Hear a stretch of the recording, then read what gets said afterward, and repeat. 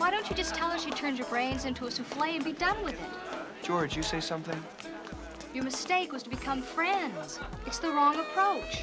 She thinks of you as a big brother. If you want my advice, you should... You think I'm hung up on Nancy? I work for her father. With Mr. Drew out of town, I just feel responsible, that's all. Then why are your glasses all fogged up? Very funny.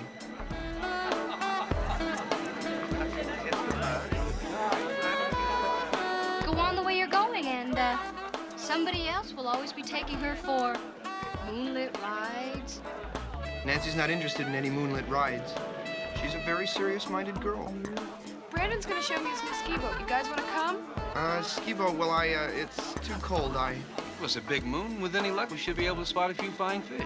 Well, what about your guest, Brandon? I mean, it's your party. We'll be back before we're missed. Well, I really don't think We wouldn't miss it. Let's go.